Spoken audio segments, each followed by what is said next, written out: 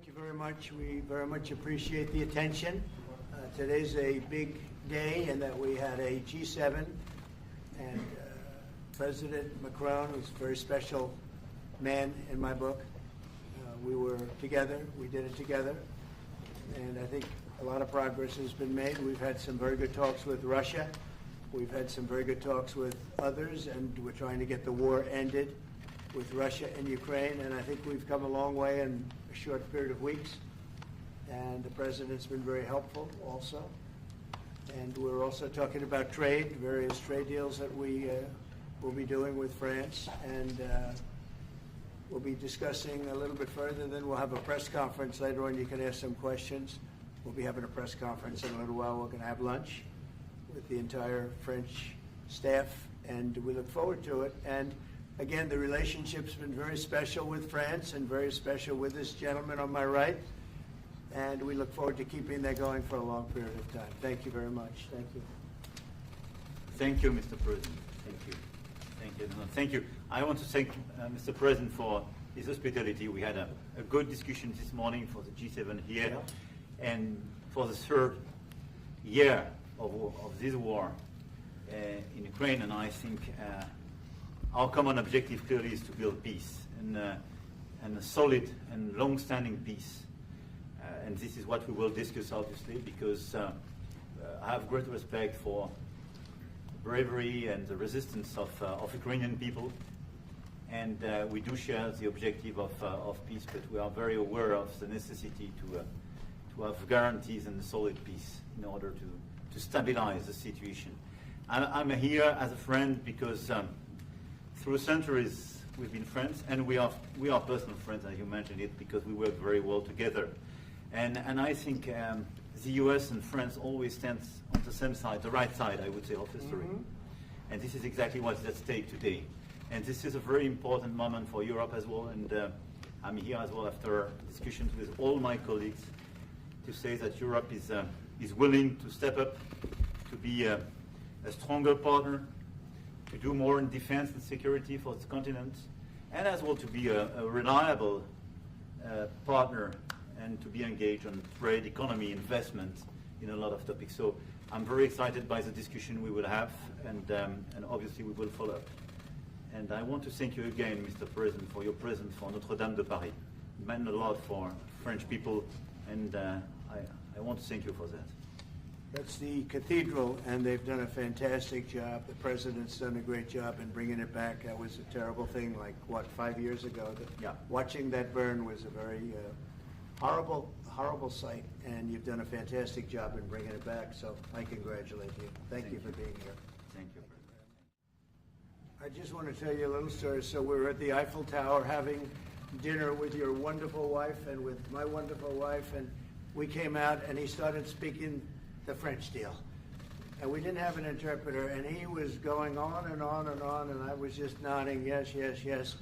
And he really sold me out, because I got back the next day and I read the papers. I said, that's not what we said. He's a smart customer, I will tell you that. Mr. President, you called Zelensky a dictator. Would you use the same words regarding Putin? I don't use those words lightly. I think that we're going to see how it all works out. Let's see what happens. I think we have a chance of a really good settlement between various countries. And, you know, you're talking about Europe, and you're talking about Ukraine as part of that whole situation. The other side has a lot of support also. So let's see how it all works out. It might work out. Look, you can never make up lives. The one thing you can make up the money, but you can't make up the lives.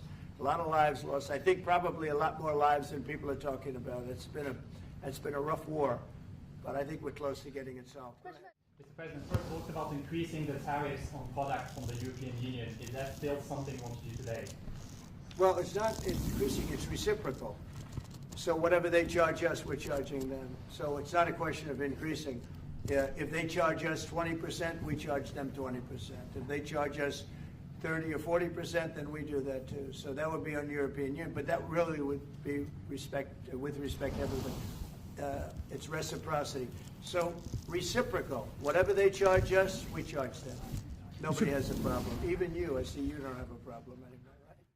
forme de garantie que les Américains prennent par la discussion sur les minerais critiques qui sont en train de finaliser. For Macron, on That is the, the Je pense most que- je pense que- that is the most beautiful language. I have no idea what he's saying, but that is the She will most translate. elegant, beautiful language. Go ahead, please. Well, we're going to see. It's a negotiation that's just starting, and they've been fighting, and there's been a lot of land that's been taken. So we'll have to see how that works out. That's part of the negotiation. I will say there was great unity in that room today. We were via Skype or whatever, but it was great, tremendous unity today in that room with the other countries. Ukraine wants France very going to- impressed. territories back. Can they take it back? What they lost in the past years? That's not an easy thing to do, is it? Right? It's not an easy. Just asking whether or not you can take back the land that they lost. And I say that, yeah, perhaps some of it, yeah, I hope so. But that's not an easy thing to do. But not for everybody. Macron on the frozen It's Russian going to be assets. something we're talking about. Will you For convince Macron Vladimir and the Putin Trump- to accept the European troops as peacekeeper, what do you think? Yeah, he will accept that. He will accept I've it? asked him that question. You talked to him? I've asked him that question. Is said France yes? going to lift the block on the Because 300 he's billion? not, look, if we do this deal, he's not looking for more war. He doesn't mind, but I've specifically asked him that question. He has no problem with it. Is France going to lift the block on the 300 billion in frozen Russian assets in Belgium? France has opposed unfreezing it to pay Ukraine and compensate the U.S. for its support. Is France going to lift its opposition to that? This is, we speak about frozen assets. We already used them to back precisely the loans negotiated at the G7. And it's part of the sanctions, so it will depend on the follow-up of the discussions. But clearly, we respect international law. It's just frozen assets now. You can take the proceeds of the frozen assets, but you cannot take the assets themselves because it's not respecting international law, and we want to respect international How law. is one different than the other? If you can take the proceeds from it, how can you not take Because the it's assets? very different. You keep the assets, you take the proceeds because they are paralyzed in a certain way. You take the proceeds during the wartime, but you keep the assets, and it's part of the negotiation at the end of the war. Because, this war costed all of us a lot of money. And this is the responsibility of Russia, because the aggressor is Russia. Should the U.S. be compensated? So at the end of the day, this frozen asset should be part of the negotiation. All in all, Will France support the U.S. being compensated?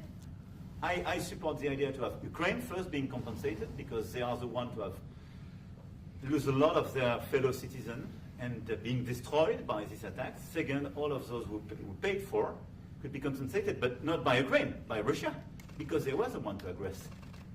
Again, just so you understand, Europe is loaning the money to Ukraine. They get their money back. No, in fact, to be frank, we paid.